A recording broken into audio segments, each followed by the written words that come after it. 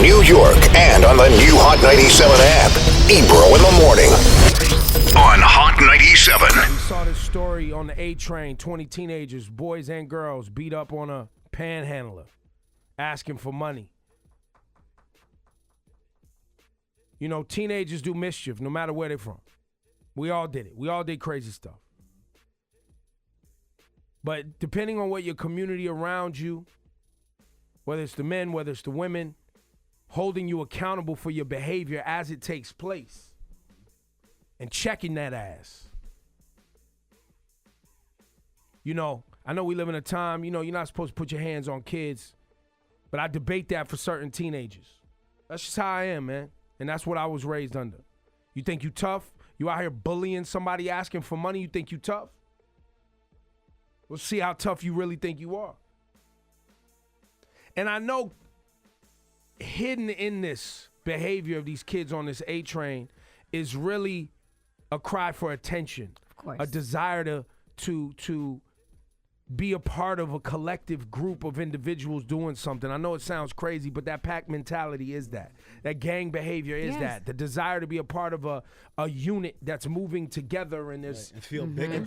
And feel strong and empower yourself. Because you don't have power in other ways. Right. Again, and at a time where after-school programs are being slashed in our neighborhoods, right, our low-income neighborhoods, kids are running around with nothing to do after they get out of school. So what do? They all get together.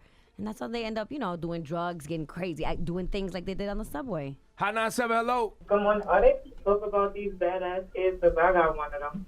Well, that's your fault. What'd you do? What didn't you do? It's not my fault. I work all the time. I have a 17, well, he's 16, about to be 17. And he's one of the ones that do like they did on the train. And what are you doing about it? Honestly, I try to get him mentors. I done like the court, give him probation, give him jobs, give him everything. The boy just do what he wants to do. Where's his father? Approaching destination. Not in the picture. Well, that's part of the problem. He's angry. He's angry. He doesn't know why his father doesn't want to be around him. That's part of the problem. So if he ends up in jail, you can point right to his daddy. But he already been there. That's the problem. And it's like everybody like, oh, I'm basically enabling him because I always be there. But I'm there because I'm his mother and I don't want my kid dead.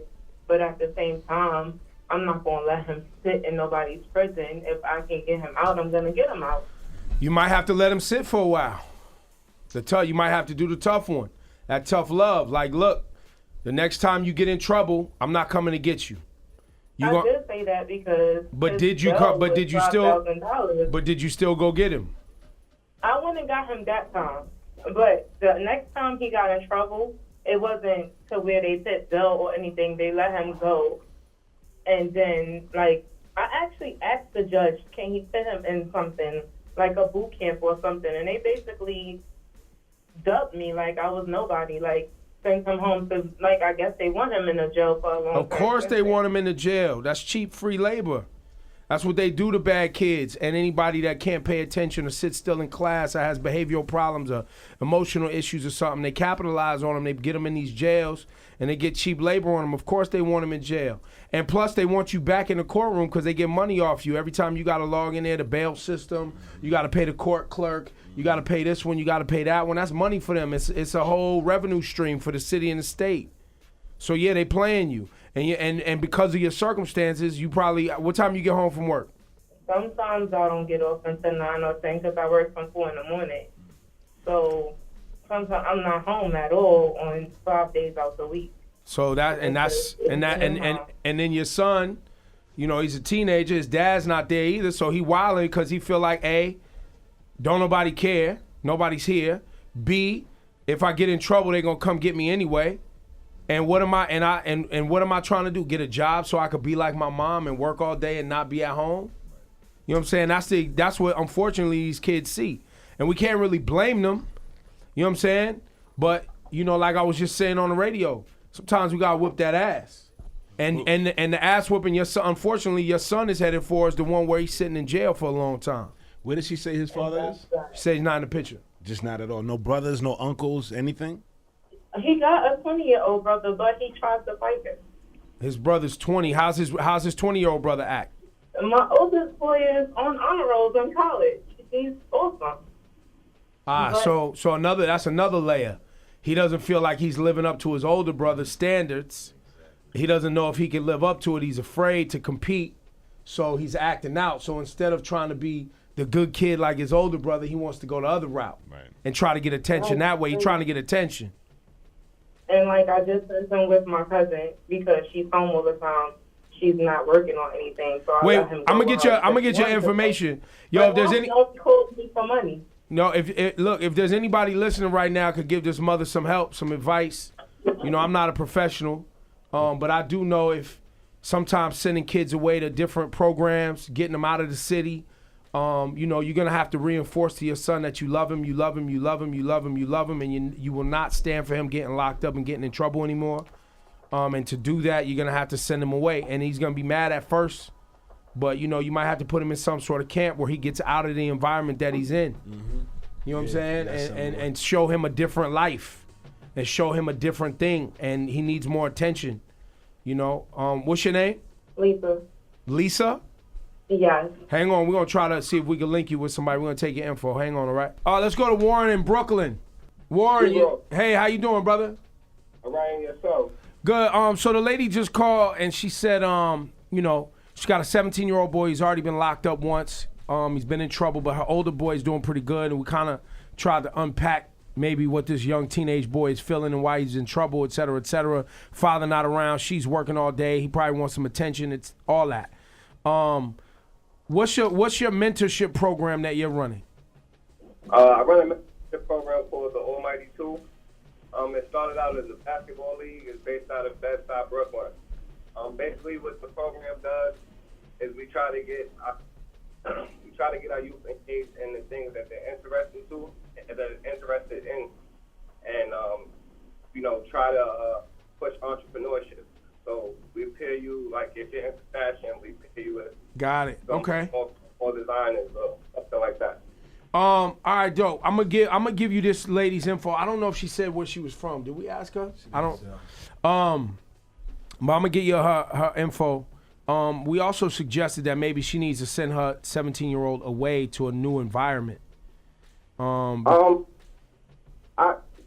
could change things, but a lot of times what happens is, you know, being a parent and being an adult, you kind of get out of touch with the things that the kids actually go through.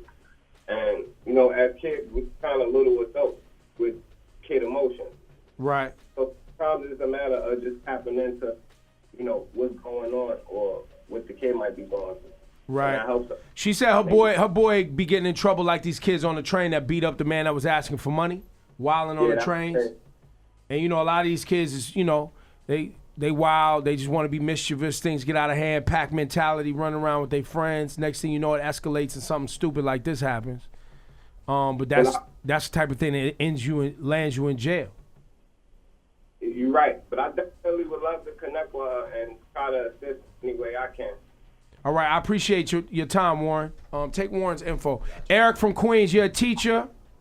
Yeah, I'm a teacher in Queens. Yeah. Yeah, we've been having a conversation this morning about young men. And, you know, those boys on the train, they beat up the man panhandling, 20 kids. But, you know, being mischievous kids, you know me, I'm quick to be like, look, they need their ass whooped. Y'all know how I am. Yeah. But, and, you know, I do believe that. I do believe that testosterone, some teenage boys can't get treated like some other teenage boys. Some boys can be spoken to. Some you got to take in the yard and put these paws on them and let them know that there's a higher authority. All of them are different. But I'm a keep my opinions to myself. Eric, you as a teacher, what advice do you have for parents dealing with wild teenage boys? I agree with you. I think some of the kids, they just need to experience some hardships. They need to experience some events. There's some kids who come from a great family, who have good people mentoring them, but they, you know, some little bad apples. And you have the other way around when you have some kids who come from really terrible beginnings, and they turn out to be amazing people.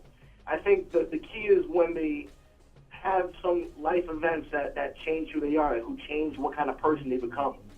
I think there's a lot of value in and those things changing the kid. And sometimes, like this mother that just called, we suggested that she potentially, she's dealing with a 17-year-old. We suggested that potentially she maybe find a way to send her son away to a camp or something that challenges him intellectually and physically, to show him and give him a different life experience than what he has right now, to show him that there's another world out there. Right. But what if she can't afford it? Well, that's why we're putting it on the radio. Maybe there's a scholarship program. Maybe there's, some GoFundMe. Yeah, maybe there's something, because I know that there's a lot of young boys and girls that are dealing with things where, look, father not around, mother working all day. Right, so no one's who there to knows discipline who maybe them. their family's a bunch of degenerates. True. You know what I'm saying? And they don't really have a grasp on what life could be, because the world around them is just so,